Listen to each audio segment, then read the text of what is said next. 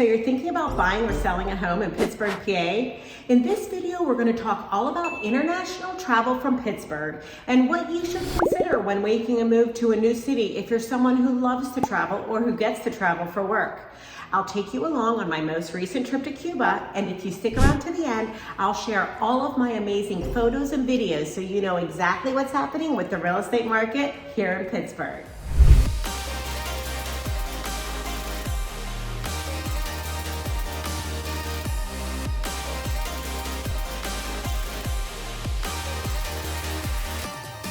If this is your first time to the channel and you want to know everything about living, eating, drinking, traveling, and moving in Pittsburgh, then subscribe below and tap that bell for notifications so you can be the first to learn about our current market here in Pittsburgh.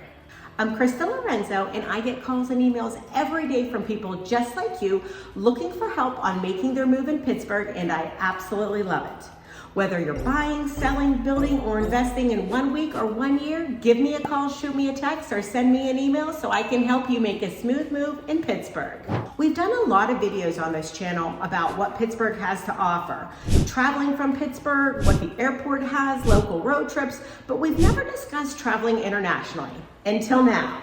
Recently, I had the opportunity to travel to Cuba, and I would love to bring you along with me to Cuba and show you how easy it was to get there, get back, and flying in and out of Pittsburgh. So you want to travel internationally from our beloved Pittsburgh. Let's go check out the vibrant streets of Cuba.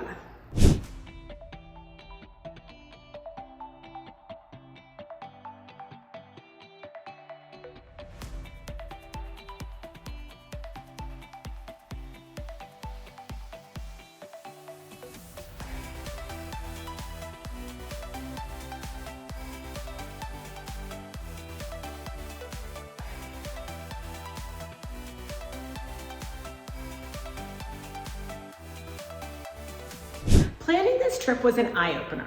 I realized how Pittsburgh isn't just a hub for domestic jaunts, but a springboard to global adventure. I've traveled internationally to Mexico, England, and the Bahamas, but Cuba was a new one for me.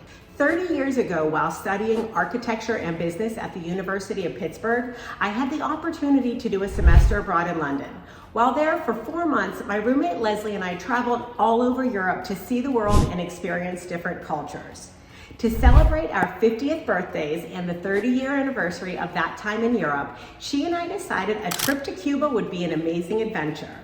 Leslie found an amazing tour group for us called Heart of Travel. They are a community-driven, female-powered business on a mission to redefine the way you experience the world.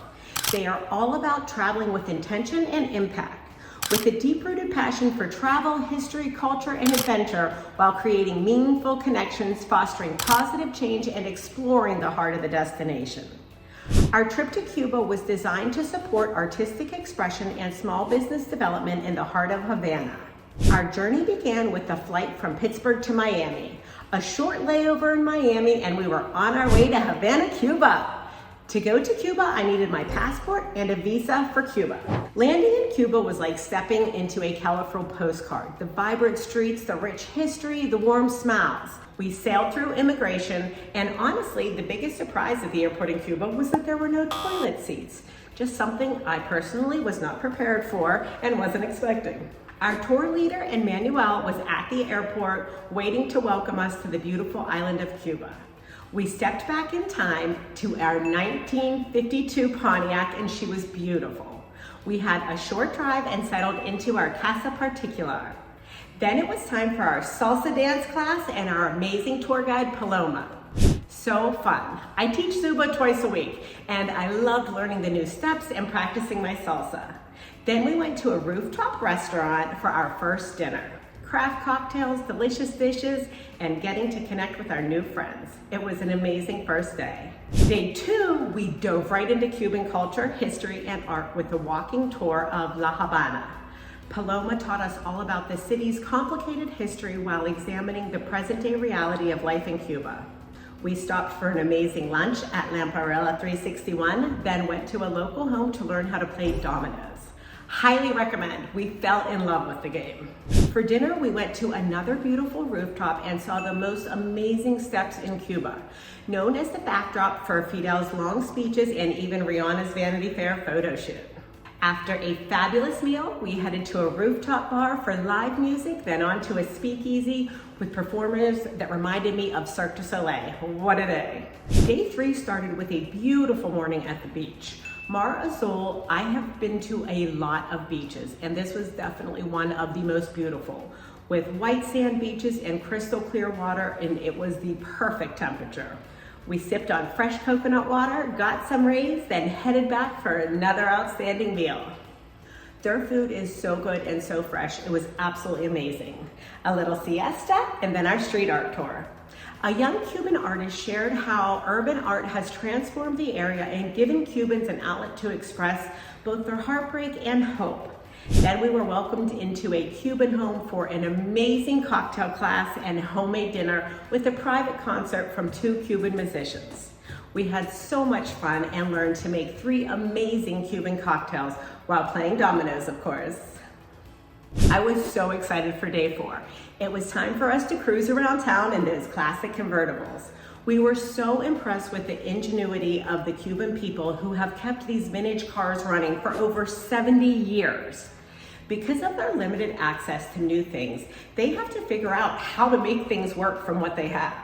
We learned more about the island's history, its current political and economic climate, and Paloma's unique perspective, as no 2 Cuban narratives are the same. It was amazing to see the beautiful lush greenery just a short drive from the bustling city. Then we were off to another rooftop for a Cuban cooking class. That evening we had a Cuban rum and cigar class, and we learned so much about the history of rum and enjoyed tasting the different varieties. Then it was time for our farewell dinner at Cha Cha Cha with live music. Music was definitely a common theme no matter where we were in the city. There was always beautiful music and vibrant colors all around us.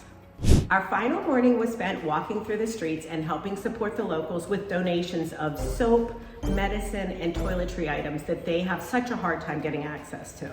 They were so thankful and truly appreciated all we brought with us to give them. It was truly hard to say goodbye and leave them as we fell in love with their beautiful city and their kind hearts. The flight back was easy again, a stop in Miami, then home to Pittsburgh. We are not just a city of bridges and steel. Pittsburgh is your portal to the world. From the 3 rivers to the ends of the earth, the possibilities are endless. If you were worried about travel opportunities, worry no more. Pittsburgh's got you covered, from coast to coast and beyond. And like I said, whether you're moving in 1 week or 1 year, give me a call, shoot me a text, or send me an email so I can help you make a smooth move in Pittsburgh. Until next time, I hope to show you around town.